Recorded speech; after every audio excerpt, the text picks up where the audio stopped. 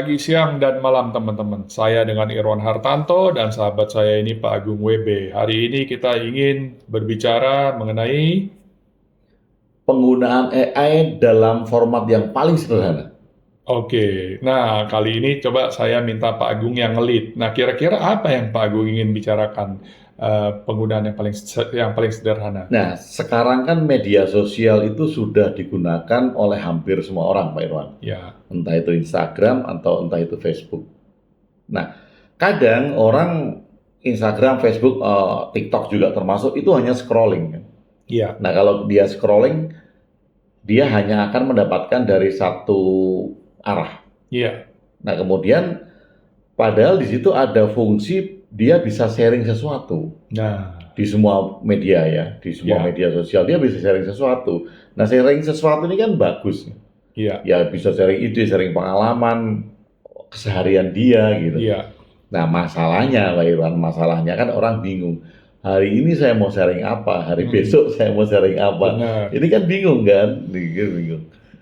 Nah, Dan ketika kebingungan itu bisa ditolong oleh AI, kenapa enggak? Itu kan bisa menjadi hal yang paling sederhana. benar.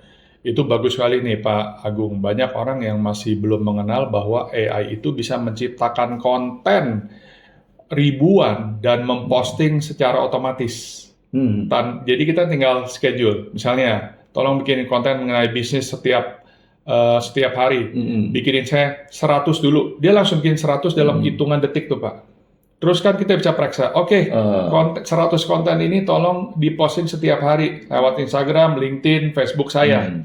Jadi Dan dia bisa men-schedule untuk posting. betul, bisa men-schedule Pak. Hmm. Jadi kalau orang mau bilang, sorry, saat ini sebetulnya udah nggak perlu social media manager Pak. Hmm. Semua bisa dilakukan sendiri, nggak ada drama lagi Pak. Ya, Gitu. Ya betul Pak. dan kita Terus, bisa mengatur sendiri ya. Nah, ini kan membantu Pak Irwan. Artinya mm, membantu gini. Orang yang suka masak misal. mm, Kemudian kan kebanyakan kan dia bingung. Aku mau sharing apa hari ini? Masakannya kok kayaknya biasa-biasa aja. Kemudian ya hari kedua juga bingung. Lah ini kan bisa dibantu. benar, Bisa benar. dibantu, dia tinggal memberikan input mau masakan Jawa misalnya atau Mm, masakan Sumatera atau apa mm, gitu. Kemudian di schedule dia mau bikin berapa menu gitu. benar. Dan dia bisa tanya sama AI untuk masakan apa yang lagi populer. Jadi waktu orang nge-search, si Google bisa Hmm, menyajikannya untuk lebih tampil di iya, depan, iya. kayak gitu. Atau dia kan juga bisa memberikan masukan tentang bumbu-bumbu yang biasa dia pakai untuk Ya, membuat satu satu apa masakan yang otentiknya dia gitu kan. iya.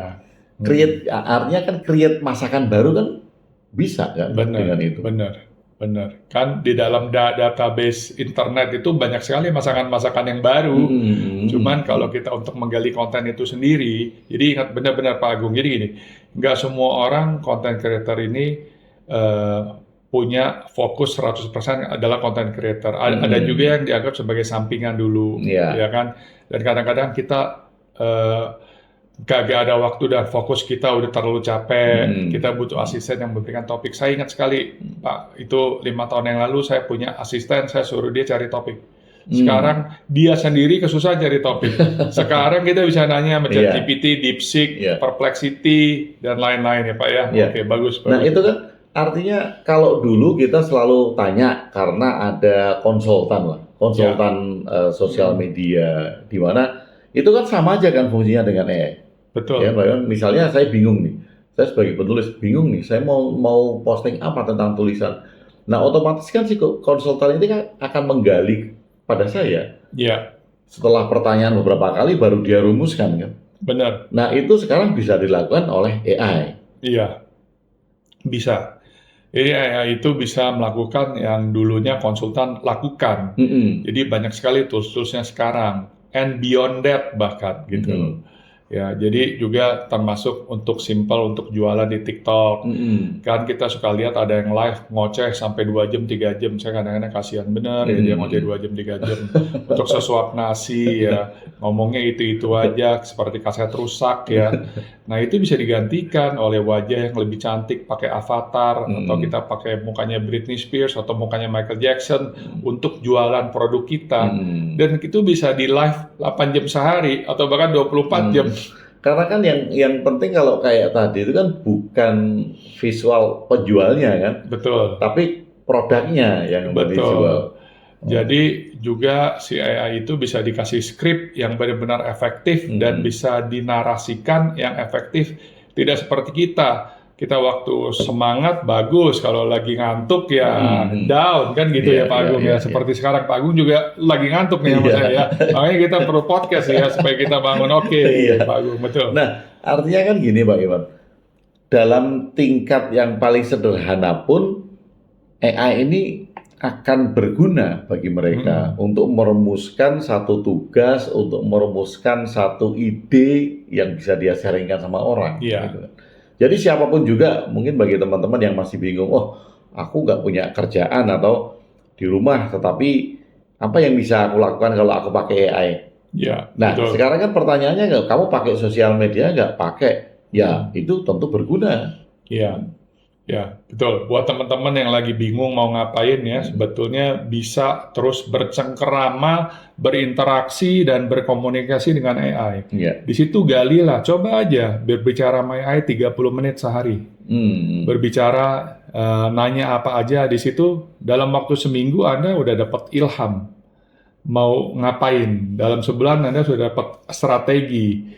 Lebih dari sebulan Anda sudah punya keberanian untuk melakukan segala sesuatu ya. Untuk mengeksekusi strategi ya. Jadi teman-teman terusin aja. Nah, terus? Ya, dan ya saya berharap jadi ketika itu bisa diimplementasikan kepada hal yang paling sederhana, ya jangan ragu untuk belajar penggunaan AI. Ya, setuju Pak Agung. Oke. Nah, ini kalau kemudian teman-teman mau bagaimana cara yang paling sederhana menggunakan AI, ya nanti kita akan berikan tools-tools yang berguna untuk itu, Pak Irwan. Iya, betul. Dari yang paling sederhana, nanti dari sederhana itu kita tingkatkan sedikit, sampai nanti tools itu bisa menghasilkan karya yang bisa dijual bagi teman-teman. Jadi teman-teman, kita ini dari Bismart AI juga, kita selain ada produk-produk AI, kita juga ada pelatihan AI ya. Tapi memang kita biasanya melatih korporat. Jadi teman-teman yang punya perusahaan kalau ingin dilatih AI untuk finance for non-finance people ataupun marketing for non-marketing people atau social media ataupun mau punya customer service yang mumpuni 24 jam dengan harga yang sangat kompetitif daripada kita hire orang satu-satu ya. Mendingan ini bisa hubungi Bismart. Oh ya, saya ingat gini Pak, yang paling simpel tas saja. Di satu bank warna biru yang terkenal, selalu minta, nih ya, catat nomor laporannya ya. Siapa yang mau nyatat nomor laporan Pak? Ya kan? Apa dia nggak bisa tahu dengan nomor handphone saya itu ada laporan apa aja? Nah, ini adalah hal-hal yang legacy atau warisan yang udah dari 30 tahun lalu masih diimplementasikan sekarang. Ya kan? Iya, sampai sekarang sih saya selalu ngalamin itu. Bapak ini ya catat nomor laporannya. Nah, siapa yang bisa nyatat? Ingat juga enggak? Kita lagi pakai telepon, kita lagi di toilet, kita lagi di mobil. Siapa yang bawa pena sama kertas? Nah, ini Pak Irwan. Ini mungkin kita tingkatkan sedikit ya. Kalau tadi hal-hal implementasi sederhana. Nah, ini kita tingkatkan sedikit, tapi ini sedikit aja kita nanti bicarakan dalam topik yang lebih mendalam. Gini Pak Irwan, saya sering ditawarin, misalnya nih, saya lagi buka usaha UMKM, kemudian ada seorang CFO yang menawarkan bahwa yang penting perusahaan Anda itu adalah Anda bisa tahu tentang cash flow-nya. Nah, orang yang tahu cash flow itu adalah CFO, makanya Anda butuh konsultan CFO gitu. Nah, AI bisa melakukan itu nggak? Bisa. Jadi saya punya teman-teman banyak, baik di perusahaan kecil, menengah, atau perusahaan besar, itu problemnya mereka punya, ada yang perusahaan besar punya 100 orang finance, untuk minta P&L atau profit and loss aja sampai 1 bulan, Pak. Ya kan? Tapi bukan cuma itu, perusahaan kecil juga ada yang nggak tahu bagaimana bikin neraca, P&L atau apapun ya. Jadi itu kasihan. Bahkan jadi dia tidak tahu kondisi saat ini. Nah ini semua bisa dilakukan oleh AI dengan sangat tepat, akurat dan cepat loh. Jadi kalau Anda mau lihat P&L dalam setiap jam juga boleh, asal kita kagak capek aja lihat P&L setiap jam. Ya kan? Kalau untuk menganalisa gimana Pak? Misalnya, saya dapat pembukuan. Misalnya gitu kan, saya kerja sama orang, kemudian saya mendapatkan laporan keuangannya. Saya mau analisa ini sehat apa enggak gitu. Iya bisa banget Pak, itu tinggal bisa, kalau kita dikasih file mentahnya lebih bagus, kalau kita dikasih hard copy-nya tinggal di-scan dan AI langsung bisa mengaudit bahwa ini neraca rugi atau enggak, atau ada yang aneh apa enggak, atau yang ada imbalance enggak, artinya tidak balance. Ya, itu bisa dilakukan dengan AI. Sangat cepat, hitungan detik. Nah, pertanyaan besarnya, apakah itu akan menggantikan CFO? Ini akan menggantikan Certified Public Accountant, Pak. Akan menggantikan itu? Iya. Jadi atau mungkin gini Pak Irwan, mungkin kalau dulunya saya membayar CFO mahal, nah ketika saya langganan AI dan bisa saya lakukan, otomatis saya bisa membayar yang lebih ekonomis gitu. Ya, jadi memang ya sekali lagi ya, kalau AI-nya makin canggih, dia bisa gantikan yang ekonomis. Tapi kalau bisnis ini kompleks dan membutuhkan customization CFO, jadi gini, CFO itu punya tugas dulu sebelum ada AI, tugas dia menganalisa, anak buahnya mencatat. Itu makanya lama, karena proses pencatatan itu harusnya dilimpahkan kepada AI. Jadi orang finance itu sama CFO-nya berpikir, bukan mencatat. Jadi load daripada pencatatan itu dilimpahkan ke AI. Nah makanya kenapa banyak di perusahaan-perusahaan besar, menengah ataupun kecil, kok mencatat 1 bulan baru keluarin P&L atau profit and loss, itu berarti tindakan pencatatannya sangat tidak bagus dan rapi. Nah sekarang bisa dipindahkan dengan AI. Bahkan pada waktu kita berbicara kepada satu perusahaan besar, ternyata penggunaan software SAP atau yang mereka perusahaan besar itu ada yang pakai SAP, kalau perusahaan kecil itu ya lain-lain, itu optimalisasinya pencatatannya baru 20%, Pak. Karena SDM-nya kecapean dan bosnya juga tidak mau ngerti gitu. Kecapean nyatet otomatis kan. Kecapean nyatet. Nah, itu bisa limpahkan ke AI sehingga Anda bisa berpikir. Nah, kembali lagi, CFO mau murah atau yang mahal itu tergantung kita. Kalau kita punya objektif ialah cuman ngelihat buku rapi dan CEO itu bisa tahu dia mesti terbang kemana, CEO ya atau pemilik. Oke, dengan financial report yang begini bagus, saya masih punya duit, saya mau terbang sini, terbang ke situ, artinya terbang itu melakukan inovasi atau product development. Itu silakan aja. Tapi CFO itu dibutuhkan bukan sebagai pencatat, tapi tukang analisa juga. Iya. Nah, tentu sebagai AI bisa gantiin nggak AI CFO? Bisa. Dia dengan mudahnya bisa menggantikan CFO. Misalnya CEO nanya sama CFO AI bahwa untuk menaikkan revenue ke depan 3 kali lipat bagaimana? Akan dikasih tahu tuh jalannya. Dan tinggal eksekusinya. Nah ini pertanyaan seperti gini Pak Agung. Anda kalau dikasih resep rahasia saya, resep makanan, belum tentu jadinya sama. Resep itu ya resep. Tapi eksekusi ini hasil yang berbeda nih Pak. Nah, dengan adanya CFO, sentuhan manusia juga masih harus ada. Jadi AI itu cuma kasih tahu informasi, indikasi. Yang eksekusi siapa? Ya, tetap harus manusianya. Nah, jadi antara CFO AI dengan CFO manusia ini dua-duanya harus sinkron gitu sih Pak. Nah berarti bagi teman-teman yang sedang mulai berusaha UMKM, sebaiknya juga tahu AI untuk membuat laporan keuangan. Benar. Sehingga dia tahu cash flow-nya dan tahu mana yang mau ditingkatkan. Benar. Jadi nanti ya untuk UMKM ya Pak, itu harus melek AI, tapi yang terlebih lagi harus melek keuangan. Jadi AI itu kan dapat perintah dari kita, Pak. Jadi UMKM kita mesti ngerti apa itu OPEX, apa itu CAPEX, apa itu biaya marketing, dan matematika dasar lah, akunting dasar untuk membuat suatu perusahaan beruntung atau lucky. Dan terminologi keuangan itu harus kita kuasai juga supaya kita bisa mendikte AI untuk melakukan segala sesuatu. Bisa memberikan input ya. Itu. Ya. Kalau enggak, AI juga bingung kalau kita bilang mau ngerjain apa. Nah, mau ngerjain apa, betul Pak. Iya. Tapi artinya bagi teman-teman yang melakukan usaha yang masih kecil, sebelum dia besar dan masalahnya jadi kompleks, ya mulai dari sekarang. Benar. Makanya saya senang kalau bikin perusahaan dari kecil, startup yang dari nol itu untuk bebenahnya lebih mudah karena kita bisa struktur dari bawah. Tapi kalau udah perusahaan besar, itu change manajemennya sulit dan banyak resistan yang terjadi. Nah, teman-teman jadi mungkin bisa ditunggu ya Pak Irwan ya. Misalnya nanti kalau kita memberikan satu workshop kecil, UMKM bisa ikut. Benar. Inovasi-inovasi, jadi UMKM itu kadang-kadang sifatnya ngikut. Lagi tetangganya bikin apa, dia ikut. Nah, ini dengan adanya AI itu bisa memberikan insight inovasi apa sih yang belum dilakukan, atau tren apa, tren warna apa yang akan ada di bulan depan.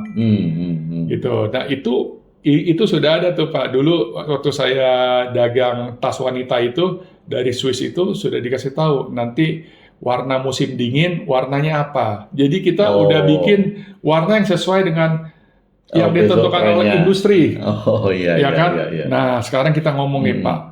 Zaman dulu industri kayak Louis Vuitton, Hermes, apa dia yang mendikte warna musim dingin, warna kemarau, musim hujan itu apa. Jadi kita ikutin. Sekarang enggak Pak. Tren itu didikte oleh orang yang pakai baju atau foto yang ada di Instagram, TikTok. Jadi bukan dari pemilik merek lagi. Sekarang pemilik merek aja yang ngelihat tren kemana orang-orang yang di TikTok atau Instagram pakai tendensinya warna apa. Nah, dengan di media sosial itu orang memakai dominan warna, itu masuk data bagi AI. Masuk data bagi AI untuk menganalisa. Ya, di situ kan juga bisa kelihatan, AI juga bisa menganalisa bahwa gambar yang diposting ini sebetulnya gambar 1 tahun yang lalu. Itu ada exif data namanya. Ya, di dalam foto itu ada exif data. Pak Irwan. Dulu itu kan penerbit mau memprediksi tren buku untuk menerbitkan buku yang 3 bulan, itu marketing sama distributor itu harus analisa pasar. Secara manual. Dari toko buku ini yang laku buku apa, dari toko buku ini, jadi dari toko buku seluruh Jawa dikumpulkan lakunya apa, kemudian mereka analisa. Nah, saya ingat gini, sekarang AI bisa menganalisa tren tulisan yang disukai apa karena sudah banyak media online yang diklik untuk dibaca. Ya, bukan cuma itu aja. AI bisa menganalisa topik-topik di mana yang bisa buku itu masuk, jadi nyempil. Misalnya orang ngomongin topik perang India-Cina, atau topik makan pete, atau topik apa yang sesuai dengan buku itu, dia nyempil di komentar-komentar itu, sehingga bahan pembicaraan dengan tema bukunya sama. Sinkron ya. Sinkron. Jadi dia bisa mencari pasar. Menarik. Bukan pasar yang mendikte dia, tapi dia bisa mencari. Misalnya saya bikin tentang AI, saya bilang, tolong cariin saya sosial media yang lagi ngomong AI. Saya masuk, lebih cukup relevan kan Pak? Berarti orang yang ngomongin AI, kita jualan AI. Jadi orang yang senang pete, ya kita jualan pete. Gitu. Ini menarik loh. Jadi teman-teman ketika menggunakan AI ini kan jadi manfaatnya banyak. Betul. Apalagi teman-teman yang jualan di Meta. Di Meta Ads gitu kan, kita melakukan targeting, kemudian menentukan niche, lalu minat, demografi. Ini kalau dilakukan manual, waduh susahnya minta ampun. Betul. Itu sebetulnya sudah dilakukan sama Facebook, sama Google. Jadi orang yang search dikasih relevan result atau hasil yang cukup relevan. Nah, tapi itu kan penggunaannya oleh perusahaan-perusahaan besar, AI, Facebook, atau Google yang kita tidak bisa lakukan. Nah, sekarang kita dikasih tools yang bisa melakukan itu, Pak. Iya. Ini karena sangat bermanfaat. Jadi, ya kalau saya harap teman-teman belajar AI dari sekarang. Iya dong, harus. Jangan sampai ketinggalan. Iya. Belajar AI dan rasakan manfaatnya dari hal yang paling kecil aja dulu. Betul, iya. Nanti dengan kita berkomunikasi dengan AI ya, kita akan semakin pintar dan cara struktur kita berbicara berbeda. Oh ya, kemarin kita ngomong dengan beberapa dosen, tenaga pengajar, ataupun bos-bos. Efeknya apa sih untuk belajar AI? Efeknya kita akan berkomunikasi dengan struktur bahasa yang lebih konkret. Contohnya apa? Kalau sekarang bos-bos atau dosen-dosen apa-apa berasa kuasanya tinggi, dikit-dikit ngomong pokoknya, perintah kagak jelas juga pokoknya, sehingga orang bingung. Nah sekarang kalau Anda berbicara dengan AI, tanpa struktur bahasa yang jelas, AI tidak bisa merespon. Dia akan merespon, tolong didefinisikan lagi ini. Jadi itu akan membentuk kebiasaan kita berbicara. Betul. Nah ini saya juga ingat Pak Yon. Ketika kita bertanya general, maka jawaban yang keluar general juga. General. Nah itu kan akan membuat frustasi orang yang bertanya ya. Kok AI tidak pinter? Padahal orangnya yang bertanyanya yang kurang pintar dalam tergantung orangnya kan. Tergantung orangnya. Nah ini juga loh. Jadi ketika kita sering menggunakan AI dengan pertanyaan-pertanyaan yang dalam ya, maka kita akan terlatih untuk melihat beberapa sudut pandang. Betul. Kemudian kita terlatih untuk melihat satu fokus di dalam satu masalah. Iya. Soalnya gini Pak Iwan, misalnya saya sebagai penulis terkendala untuk mencari ide, misalnya. Kalau perintah saya hanya bilang tolong carikan ide yang lagi tren di minggu ini, gitu.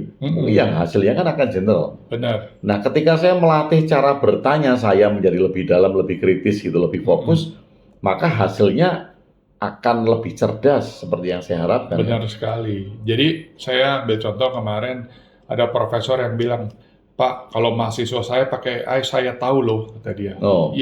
Jelas karena itu adalah default answer atau jawaban pertama daripada pertanyaan yang generik. Jadi dia punya roti sama semua, Pak. Langsung ketahuan dong. Pada waktu kita kan chef, jadi AI itu seperti oven, prompt kita itu menghasilkan roti. Nah, kalau prompt kita itu aja, rotinya itu aja. Sehingga 1000 mahasiswa rotinya sama. Prompt yang kedua baru merubah roti itu. Saya nggak mau roti yang dagingnya tebal tapi isinya yang tebal. Saya nggak mau kotaknya diameternya 12 cm, saya rotinya mau diameternya 6 cm. Nah, itu menjadi karya unik mahasiswa tersebut atau kita. Nah, jadi kita berbicara dengan AI itu tetap membutuhkan proses chain of thoughts atau rangkaian berpikir dan tree of thought, pohon cara kita berpikir gitu loh. Nah itu akan melatih kita struktur bahasa. Dan melatih logik juga ya. Betul, melatih logik dan struktur bahasa. Nah ini karena itu manfaat. Jadi manfaatnya bukan hanya dari implementasi AI, tetapi melatih logik kita. Betul. Nah kalau kita ngomong logik, kita ngomong tentang struktur bahasa. Karena logik itu terdapat deskripsinya di struktur bahasa. Ya kan? Oh ya, lucu lagi satu kemarin banyak orang kalau bilang, kamu pakai logika dong. Logikanya siapa? Logikanya anak SD, SMP atau SMA. Itu berbeda. Nah, jadi teman-teman di AI ini mendefinisikan diri kita itu sebagai orang yang pandai itu dengan melakukan prompt-prompt yang baik, itu akan melatih kita naik ke tingkat yang lebih tinggi. Jadi kita punya logika seorang mahasiswa, kita mempunyai logika seorang profesor. Ya, jadi ya silakan berbicara dengan AI setiap hari paling nggak 15 menit sampai 30 menit lah. Atau jadikan AI itu menjadi doa harian. Bisa. Iya, bisa. Kan? Jadi itu terlatih kan kalau gitu kan. Benar. Sama kan misalnya saya punya masalah gitu. Kalau saya tidak pernah bertanya bagaimana solusi masalah saya, ya saya nggak akan pernah ketemu jawabannya. Benar. Ini benar. Jadi kita juga bisa AI tanya mengenai masalah keluarga. AI juga bisa kasih tahu dari kasus-kasus ribuan bahkan jutaan yang ada di dunia ini. Kan dia kumpulin. Saya rasa semua masalah keluarga atau masalah kehidupan kita sebetulnya hampir mirip-mirip aja. Hampir mirip-mirip. Ya kan? Yang beda hanya konteks saja. Hanya konteks dan aktornya. Oke, jadi teman-teman tunggu karena banyak hal yang bisa kita pelajari dan kita kembangkan sebagai kita manusia dengan tools AI. Ya, dan AI itu bisa menjaga privasi kita nggak? Pertanyaan gitu. Jadi gini, kita waktu menggunakan AI, kita akan check box mengenai privacy user agreement. Nah, Anda harus benar-benar baca. Tapi sekali lagi, dibandingkan curhat sama teman yang bakalan bocor kira-kira ke teman, curhat sama AI bocornya chance-nya kecil karena dia nggak kenal sama teman kamu dan kita nggak penting-penting amat. Buat dia kita adalah database. Namanya Pak Agung, namanya Pak Irwan nggak penting. Yang penting kasusnya. Jadi teman-teman kagak usah takut curhat sama AI. Pasti kagak bocor. Kalau sama tetangga sebelah bocor. Oke, jadi itu yang teman-teman pasti harus tunggu dengan belajar, kita juga makin bisa meningkatkan diri kita. Jadi bukan hanya AI-nya aja, tapi logiknya kita meningkat, jadi kita bisa tahu sudut pandang yang banyak. Benar, ya. Thank you Pak Agung, ini pembicaraan yang sangat bagus sekali. Teman-teman kalau ingin ikut pelatihan AI, hubungi ke Bismart, itu websitenya kita ialah bsm.art. Linknya ada di bawah di kolom komentar. Nanti kita bisa bercengkerama lebih lanjut dan tunggu podcast berikutnya. Terima kasih.